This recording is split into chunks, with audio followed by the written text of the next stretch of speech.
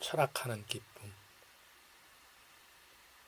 내가 철학을 하는 이유는 삶의 기쁨을 발견하기 때문이다. 삶은 기쁘고 즐거워야 한다. 그런데 무엇이 그것을 방해하는가? 욕심과 집착 때문이라는 불교식 해법에 대해서는 충분히 공감하지만 너무 진부한 해답이라 흥미롭지 않다. 덧붙이자면 삶의 기쁨은 그것을 방해하는 욕심과 집착을 버리면 오는 것인가? 절대 아니다. 욕심과 집착은 버리는 것이 아니라 관조하는 것이다. 그것을 내 눈으로 훤히 들여다 보는 것이 중요하지 죄악시하거나 부정적인 시선으로 피하는 것은 위선이며 비현실적이다. 신발 가게를 지나며 신발을 볼 때마다 사고 싶은 욕망이 생긴다면 그것은 집착이다. 그러나 내가 신고 있는 신발이 나를 새로운 것으로 바꾸고 싶은 것은 피할 수 없는 현실이다. 그때 밝은 불빛 아래 놓인 근사한 신발을 보고서 욕망이 생기지 않는다면 오히려 그런 사람이 비정상적이다. 내가 무엇을 추구하는 것은 전적으로 나의 기쁨을 위해서다. 그런데 나의 기쁨이 타자의 기쁨으로부터 비롯된다면 나의 기쁨은 허구화된다. 우리의 구조적인 삶은 대개 타자의 기쁨을 위해서 존재한다. 열심히 공부해서 이른바 좋은 대학 들어가고 졸업해서 남들이 부러워하는 직장에 취업하는 것은 진정으로 나의 기쁨을 위한 것일 수도 있지만 자신을 찬찬히 돌아보면 타자의 기쁨을 위해 내가 대리 희생했음을 알게 될 때도 있다. 외국의 이런 남 대학에서 박사학위를 받고 대학 교수로 채용될 사람이 어느 날 갑자기 모든 과정을 취소하고 종교에 기여한 것은 내가 지금까지 타자의 삶을 살았음을 깨닫는 순간의 결정이었다. 그 힘든 공부를 하는 동안 끊임없이 의심했던 자신의 존재가 타자의 목적과 같이 순종하거나 동의한 결과였음을 알았을 때 삶은 기쁨이 아니라 온통 슬픔일 것이다. 사람은 진정으로 기뻐하고 진정으로 슬퍼함을 겪어보아야 한다. 장례식장의 슬픔과 결혼식장의 기쁨은 모두 가짜다. 그곳에서 슬픔과 기쁨은 가면을 쓰고 나타난다. 슬픔과 기쁨은 타인의 것이거나 타인을 대신할 수 없다. 오롯이 나의 감정이고 나의 정서다. 그때 나는 인간이 된다. 내가 타인의 슬픔과 기쁨에 잠겨있을 때 나는 기계가 된다. 기계는 스위치로 작동되고 스위치는 조건에 따라 켜지거나 꺼진다.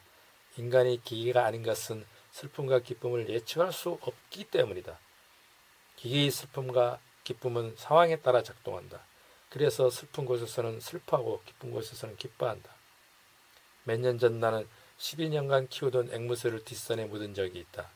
잠깐의 실수로 녀석이 치명적인 상처를 입었는데 죽었다는 것을 확인하는 순간 뒷산에 묻어주자는 생각이 떠올랐다. 딸과 나는 작은 모종삽을 들고 뒷산에 올랐고 적당한 장소를 찾아 땅을 팠다. 그리고 녀석을 구덩이에 넣는데 갑자기 눈물이 솟구쳤다. 전혀 예측하지 못한 것이었다. 나도 모르게 내 입에서 그동안 너와 함께해서 행복했어. 잘 가라 라는 말이 튀어나왔다. 그야말로 진주 같은 눈물방울이 안경에 떨어졌고 눈앞이 뿌옇게 흐려졌다. 딸도 흐느끼고 있었다. 짧은 순간이었지만 그때의 격한 감정은 잊을 수 없다. 지금 생각해보면 기이하게도 가슴이 터질 것 같은 그 강렬한 슬픔은 일종의 카타르시스였다. 왜냐하면 그 감정이 지나갔을 때 나는 이상하게 개운함을 느꼈고 연색의 죽음을 순수하게 받아들일 수 있었다. 슬픔의 반대편에 있는 기쁨도 이와 같다. 그때 내가 느꼈던 슬픔과 똑같이 내 삶에서 기쁨을 느끼기 위해 나는 철학을 공부한다. 하루에 3시간 이상 어려운 책을 읽으며 삶에 대해서 생각한다. 청소년 시절 대학을 가겠다고 공부하던 때와 비교하면 너무나도 행복한 공부다. 철학은 어렵다. 그러나 내게 기쁨을 준다. 철학이 어려운 이유는 인생이 어렵기 때문이다. 그런데 철학 공부가 왜 기쁜가? 철학을 통해 존재의 본질이나 삶의 의미를 발견해서 기쁜 게 아니다. 철학은 탐구 그 자체다. 거기에서 나도 모르게 기쁨이 솟아난다. 삶의 기쁨을 발견하려는 노력, 그것이 철학하는 것이고 그것이 탐구이고 그 과정에서 기쁨이 일어날 뿐이다. 이것이 전부다. 철학은 문제의 미미함에 접근하는 길이다. 들레즈도 철학은 질문하는 것이라고 말했다. 삶에 의문이 들지 않으면 질문도 없다. 영화를 볼 때 사건이 미묘하게 전개되지 않으면 우리는 쉽게 지루함을 느낀다. 스토리가 뻔한 영화를 보면서 감동이 올 리가 있겠는가.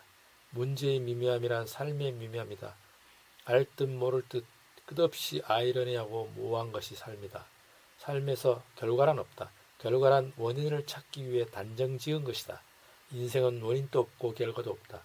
오직 과정만 있다. 그 과정의 미묘함이 우리를 긴장하게 하고 흥미롭게 하며 치밀하게 분석하고 내던지는 도전을 통해 기쁨을 추구한다. 미래는 아무도 모른다. 결말을 알 수 없는 영화처럼 손에 땀을 쥐고 눈을 부릅뜨고 끊어질 듯한 팽팽한 줄 위에서 예의주시하며 파고드는 것, 그것이 삶이다. 그래서 삶의 기쁨은 내가 진정으로 삶을 즐기기에 철학과 함께 찾아오는 것이다.